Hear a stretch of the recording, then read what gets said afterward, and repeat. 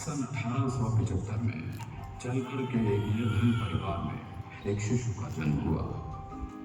बृहस्पतिवार को जन्म लेने के कारण इस बच्चे का नाम बिरसा रखा गया। किसे पता था कि एक दिन ये बालक जंगलों में रहने वाले समाज को उनके गौरव की याद दिलाने वाला बिरसा मुंडा बनेगा। बिरसा, बिरसा, कहाँ है रे तू? माँ, मैं इधर हूँ। तू फिर से अकेला जंगल में गया?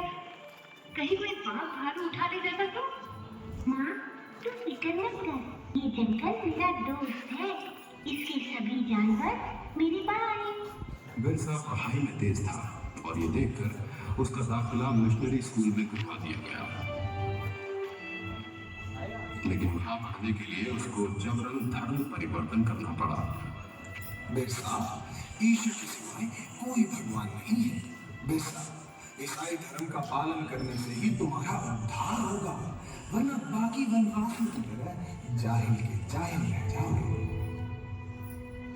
जैसे जैसे बिरसा बड़ा होने लगा, वो अंग्रेजों के अत्याचारों से परिचित हुआ और समझ गया कि अंग्रेज उनसे उनके जंगल छीनना चाहते हैं और ईसाई पादरी जंगल में रहने वाले सभी हिंदुओं को ईसाई बनाना चाहते हैं। आपको हमारी मदद करनी होगी ताकि हम जबरन सभी आदिवासियों को ईसाई बना सकें। ये सब देख बिरसा ने ईसाई धर्म को त्याग दिया। हम आदिकाल से इन जंगलों में वास करते आए। ये जंगल हमारे हैं। धर्म परिवर्तित करके अंग्रेज हमसे हमारे जंगल नहीं छीन सकते। भाइयों, अंग्रेजों के सामने मत झुको, आत्मसम्मान के लिए खड़े हो। बिरसा के अनुयायी गांव-गांव में जाकर बिरसा की इस शिक्षा का प्रचार करने लगे।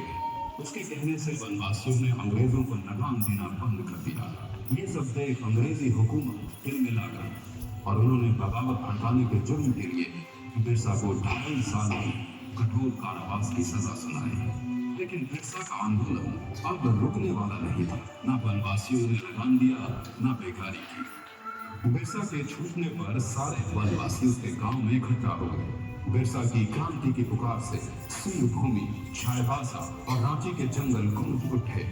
अब वक्त आ गया है जब हम अपनी जमीनें अंग्रेजों से वापस लेंगे और एक नए सतयुग का आरंभ होगा।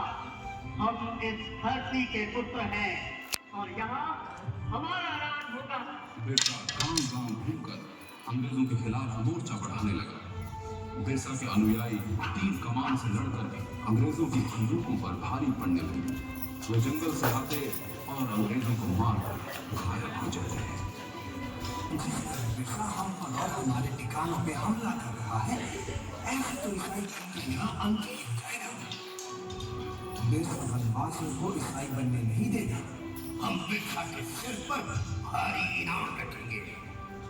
फिर देखते हैं वो भागकर कहाँ जाता है। हाँ, क्यों नहीं?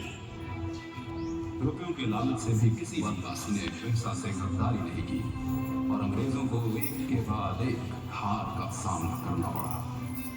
एक बार जंगल में खाना बनाने के धुएं से अंग्रेजों को बिरसा के ठिकाने का पता चल गया। सभी वनवासी सरदार बिरसा समेत पकड़े गए और उन्हें सख्त कारागार में डाल दिया गया। बिरसा की कमर और पैरों में लोहे की बेड़ियां डाल उसे एक छोटी सी कोठरी में बंद कर दिया गया।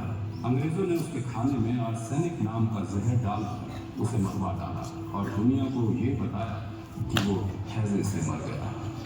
मात्र 25 वर्ष की आयु में बिरसा अपने धर्म और देश की रक्षा के लिए शहीद हो गया। 25 साल में इतना कुछ करने वाला कोई आम इंसान नहीं हो सकता।